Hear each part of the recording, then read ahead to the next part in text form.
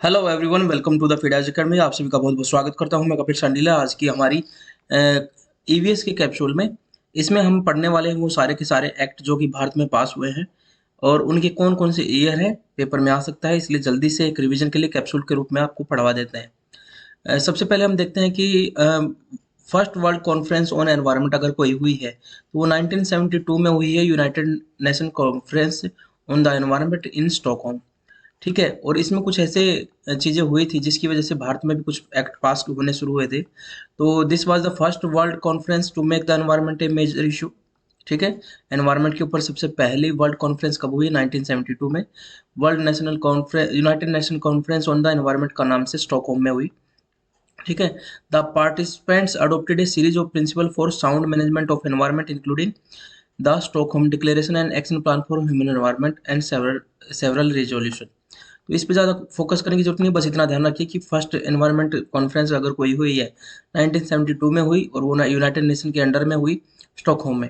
ठीक है, और इसका एक रिजल्ट, मेजर रिजल्ट क्या था कि इसका there was creation of United National environment programme. एक एजेंसी बनाई गई, यूनाइटेड नेशनल एनवायरनमेंट प्रोग्राम। इसकी वजह से फिर भारत में भी कुछ एक्ट पास होने शुरू हुए। देखिए, the result of united nation conference on human environment held in Stockholm in 1972। सबसे पहले wild life protection act pass किया गया 1972 के अंदर। ठीक है, उसके बाद दूसरा एक और एक्ट पास किया गया, the water prevention and control of pollution. ये एक्ट पास किया गया 1974 में। उसके बाद the air prevention and control of pollution, इनके दोनों के ब्रैकेट में सेम चीज़ है। ये एक्ट पास किया गया 1981 में। ठीक है, 1986 जैसे ही आया, उससे पहले एक ट्रेजिडी हो गई थी भारत के अंदर, भोपाल गैस ट्रेजिडी, जो कि दिसंबर 2 1984 में हुई थी। The environmental protection act pass किया गया।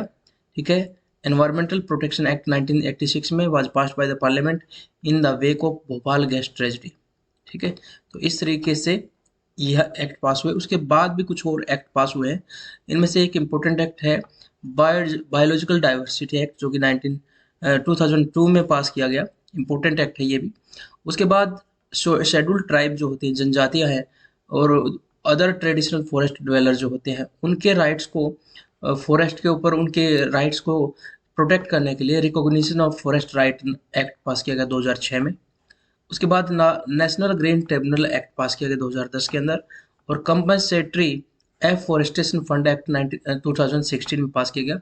इसके अंदर अगर किसी लैंड को क्लियर किया गया है किसी और पर्पज से, किसी फॉरेस्ट को अगर क्लियर किया गया है, मान लीजिए वहाँ पर कोई फैक्ट्री या इंडस्ट्री लग रही है, तो उतने ही लैंड पे उतना ही फॉरेस्ट डेवलपमेंट करने के लिए जो फैक्ट्री यहाँ लग रही है, वो फैक्ट्री का मालिक फंड देगा, जो कि कंपनसेटरी फंड होगा। उतने लैंड को फॉरेस्ट में कन्वर्ट किया जाएगा। ठीक है, तो जल्दी से एक बार रिवाइज करवा देते हैं फिर से आपको।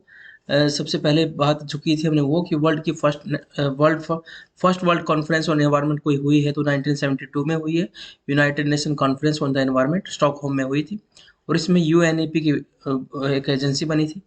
उसके बाद भारत में 1972 में wild life protection act pass किया गया। 1974 में 2 साल बाद water prevention and control pollution act pass किया गया। उसके बाद 1981 में the air prevention control pollution pass किया गया।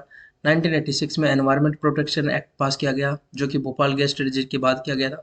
2002 में बायोलॉजिकल डाइवर्सिटी एक्ट पास किया गया ताकि डाइवर्सिटी को मेंटेन करने में हेल्प मिले। उसके बाद शेड्यूल्ड ट्राइब्स के राइट्स को कंजर्व करने के लिए, फॉरेस्ट पर उनके राइट्स को कंजर्व करने के लिए, उनके अधिकारों की रक्षा के लिए 2006 में रिकॉग्निशन ऑफ फॉरेस्ट राइट जो है ये पास किया गया। नेशनल ग्रीन ट्रिब्यूनल की जो एक्ट पास किया गया 2010 में, और तब एनजीटी की स्थापना हुई।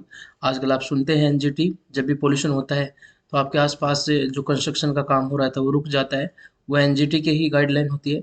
उसके बाद compensatory afforestation fund act pass किया गया 2016 में। ठीक है, होपफुली ये आपके लिए एक अच्छा रिवीजन रहेगा। आपने कहा भी था कि एक बार सारे एक्ट बता दीजिए, तो इस क्लास में हमने वो कंप्लीट करवा दिए हैं। कुछ और कैप्सूल आ रहे हैं, उनको ये रिवाइज करते रहिए। अपना ध्यान रखिए। जय हिंद, जय भारत।